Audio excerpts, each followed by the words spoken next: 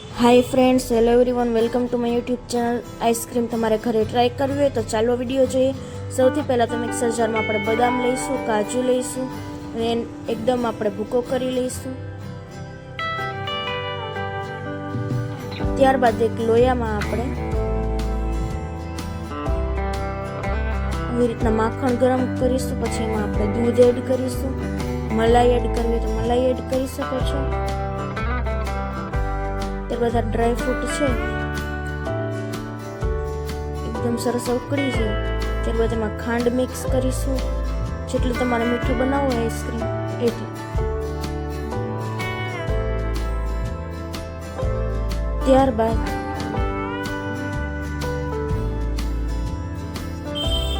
આ બધું બરાબર રીતે મિક્સ કરી દઈશું.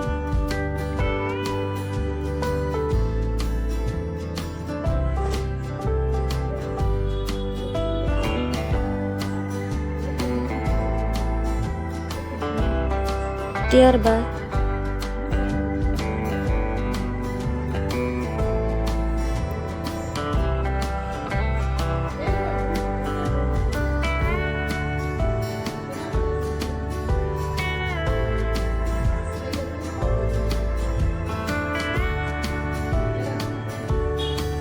કસ્ટર્ડ પાવડર આપણે વાટકીમાં લઈશું. ડ્રાયફ્રૂટનો ભૂકો બધો આપણે આમાં એડ કરી દઈશું.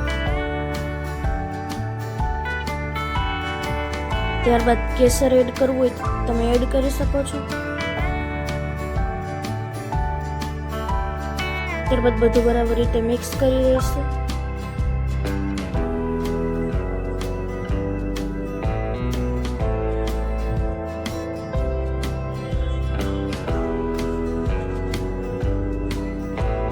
ત્યારબાદ પિસ્તા આપણે અથવા તો એલચી પણ તમે એડ કરી શકો છો.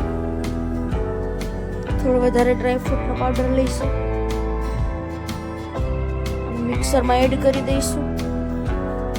એકદમ સરસ પેસ્ટ જેવું થઈ જાય એટલે આપણે ડબ્બામાં પેક કરી દઈશું. જો વિડીયો ગમે તો લાઈક, કમેન્ટ, શેર અને અમારી ચેનલ કુકિંગ ક્વીન જાનવીને સબસ્ક્રાઈબ કરી નાખજો. વિડીયો ગમે તો ફ્રેન્ડ સાથે શેર કરજો અને વધુ નવા વિડીયોઝ જોતા રહેજો. ડ્રાયફ્રૂટ આપણે આમાં ઉપરથી એડ કરી દઈશું, જેટલું એડ કરવું હોય એટલું, અને બધું મિક્સ કરી દઈશું. હવે આને આપણે જામવા માટે ફ્રીજમાં મૂકી દઈશું.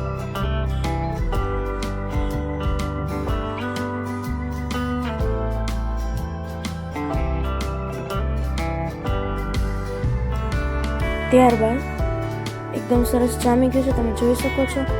એનો ટેસ્ટ એકદમ સરસ આવે છે.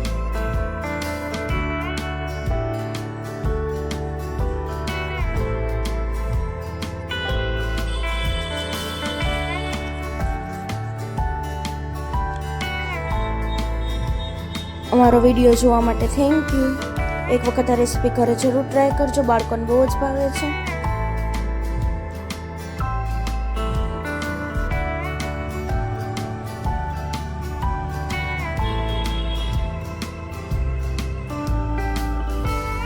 Thank you.